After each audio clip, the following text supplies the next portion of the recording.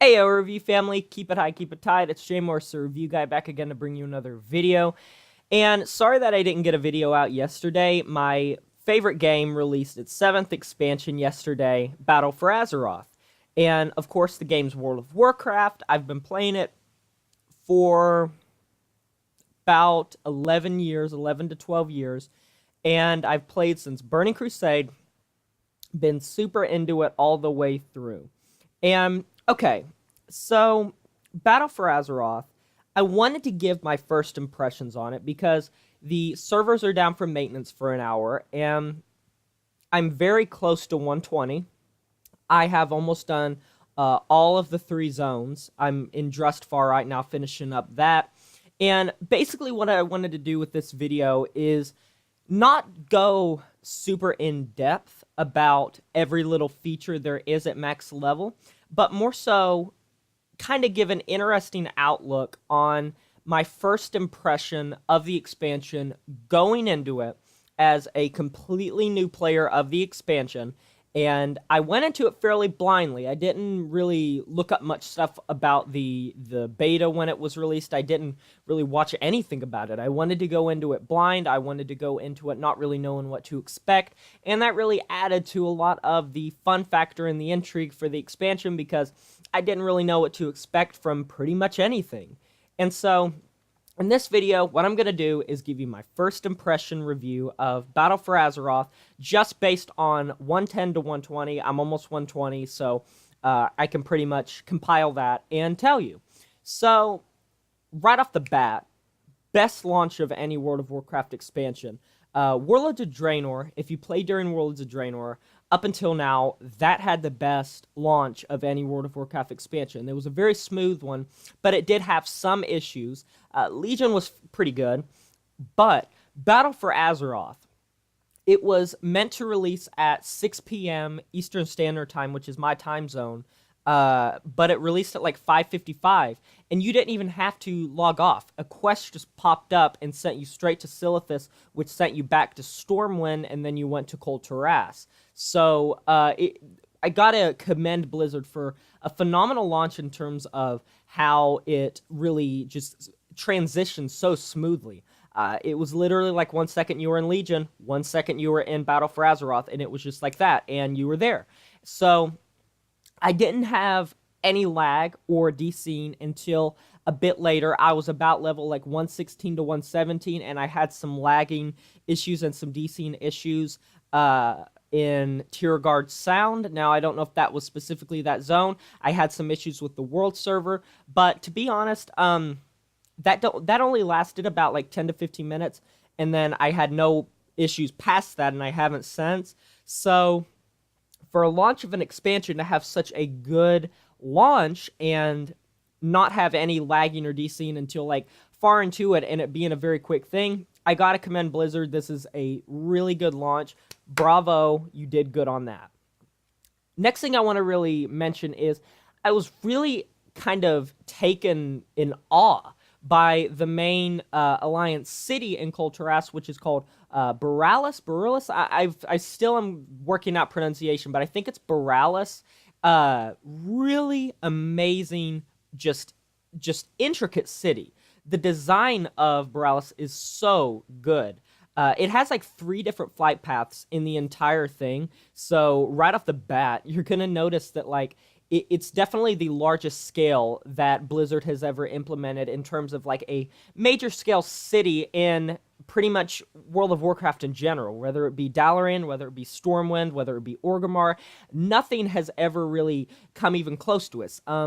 It's about the same size as Suramar City by the looks of it. It might be a little bit smaller because Suramar City takes up almost like pretty much a good chunk of Suramar, but I think Borealis is pretty close because it has a lot to it. It has different wings to it, and it has just a really good design to it. It felt very realistic. It felt like very fresh. That's something about this expansion's design, is everything felt very fresh, like Blizzard was trying to push the envelope of something new, something tasteful, something flavorful, something that had a bit of a different design to anything, whether it be the mobs, whether it be the voice acting, or the design of like each building.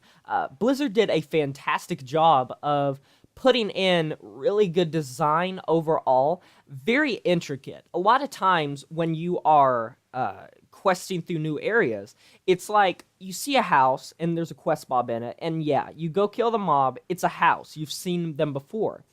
In Battle for Azeroth, I really did find myself pausing just to look at something, because the design and the time that was spent putting each little detail into the architecture and the overall design of each zone, really I have to commend that. And each zone felt very separate. Like when you were in Stormsong Valley, that felt like you were in Stormsong Valley. And when you went to Drustvar, it didn't feel anything like Stormsong Valley or anything like Tiergard Sound. Each zone had its specific type of architecture, its specific type of people and accents and quest chains and overall atmosphere to the entire zone that you were playing in. And it made it a very immersive, a very atmospheric type of experience when you're questing through these zones and you're getting really into it, because you are helping these people with their issues, and it's nothing like any of the other zones. It really feels unique to the player and unique to the specific area that you're questing in.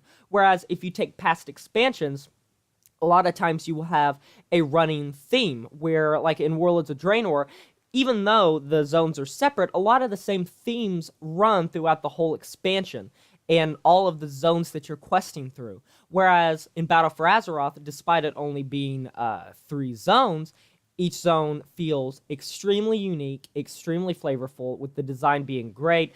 And zone-wise, I have to say, the zones are great. Landmass-wise, it's a bit deceiving, because when you look on the map, you're going to think it's very small, but the scale of the world is actually very big.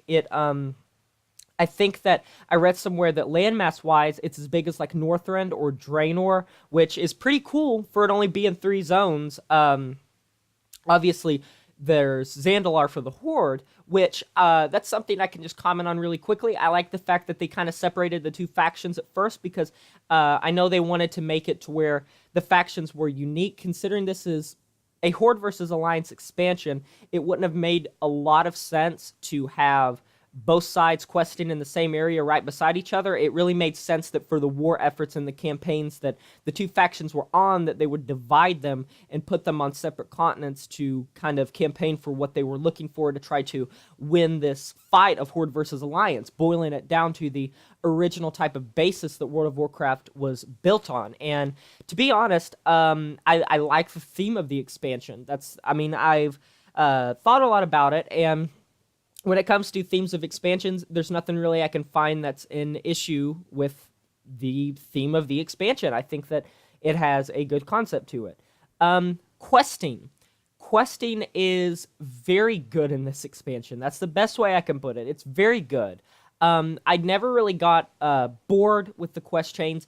Each area felt very different within the zones, and I like how you had the chapters, how like each zone had chapters you had to complete. I believe Stormsong Valley had 8, Tiergard Sound had 7, and Drustvar had 10. I think that's, if I'm wrong with the numbers, sorry, but I think that's the amount of chapters. And then there are, as you're going from chapter to chapter, you're helping these people along the way that aren't a part of that chapter, but it really adds to the immersion. Now, maybe that just makes me sound a bit geeky, but I like the fact that you're kind of in this world and you're helping people that aren't associated with this main plotline story, whereas it's not just like there's these important characters and that's the only characters that matter, where you really are helping these different people, helping these different quest chains, and going all across these zones, really getting into the zone and what it stands for. Like I said, when each zone has its own design and kind of it has its own culture too, where these people behave in such a way that's different than any of the other zones. And when I'm questing in like Stormsong Valley, which was the first zone that I decided to go to, compared to when I was questing in Drustvar, the two are completely like pretty much unrelatable, and I really like that. I think that that's going to be cool to request through, because you're going to be able to choose the zone you go to, and it's not going to feel like you're having to go through the same exact content for for each zone. It's going to feel different, and you're going to be able to choose that based on your preference, because not only does every zone have its own like culture and its own design and everything like that, it also, each zone has its own type of feel when you're questing, whereas Drusvar is very compact, very kind of claustrophobic. There's a lot of mobs. The quests are very close together. And Stormshock Valley is super spread out, and it's all over the place, and you're going to like these different environments where you're at like these farms, and then you're in this this Quillbore place, and then you're in like this marsh, and then this storm type of water area. And when you're going to Tiergard, you're going to the north area, and you're going to the south area, and the north and south areas are very differently. And then you're going to like Borealis, and you're doing quests within there. And I like how each zone felt like it was moving. It was going at a good pace. It wasn't, you weren't feeling as if you were having to just, oh, I got to kill 10 of these. Okay, I'll kill 10 of these. Okay, I got to collect 8 of these. Each quest in each area felt unique, and it really felt like Blizzard was trying to be imaginative and innovative with the type of quests that they were incorporating into each zone's quest line and each chapter and stuff. So the questing, very good. Now, ask me again after I level like 4 more tunes, because I have 7 110s. I'm probably not going to level them all at first, but ask me again after I do the quest chains a while, because obviously, eventually it's going to get a bit tedious, a bit boring, because you're going to know everything that you're supposed to do and everything that you're going to go, and it's not going to have much of a surprise factor. And for the most part, unless you have some sort of gathering profession, which I did on my mage, I had mining, which helped a lot, like tremendously with experience gained. You pretty much are going to have to go to each of the zones and finish all of them or come close to it. And as you're questing through the zones, you're going to get a quest to do a dungeon that's in that zone. Like for Drusvar, it's Waycrest Manor. For Stormshock Valley, it's Shrine of the Storms, I believe it's called, or Temple of the Storms. And then Tiergard Sound. What is Tiergard Sound?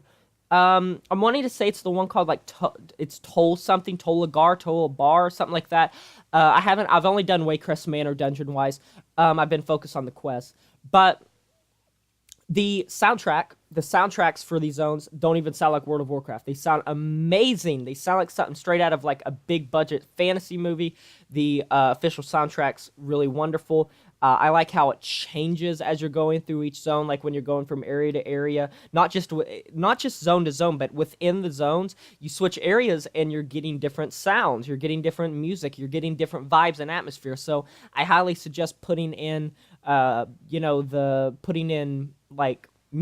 on the music for the game, because I feel like it's very good. So first impression review, it's very good. That's kind of my thoughts on like the questing aspect, the zone aspect, the leveling aspect, the launch aspect. And once I do more dungeons, once I do more like end game content, once I'm 120 finally, I'll give more thoughts, but that's pretty much what I got right now. The servers were down, so I felt like, why not? I could go ahead and make this video to post for you guys, for those of you that are into World of Warcraft, because I've done World of Warcraft content now and again, pretty much for this channel's entirety. And I like to blend it in from now and again, even though it's a music channel. So if you're not into this type of video, don't worry, there's more music content on the way. That's not stopping at all. I may even have one out today for all I know. We'll have to see. I'm really into Battle for Azeroth right now, and I want to know what you guys think. So post in the comment section below what you are thinking of this expansion. If you have played it yet, what zone did you go to? What are your feelings on it? And like, comment, subscribe. It helps me out a lot. And if you comment below, I'll shout your channel out.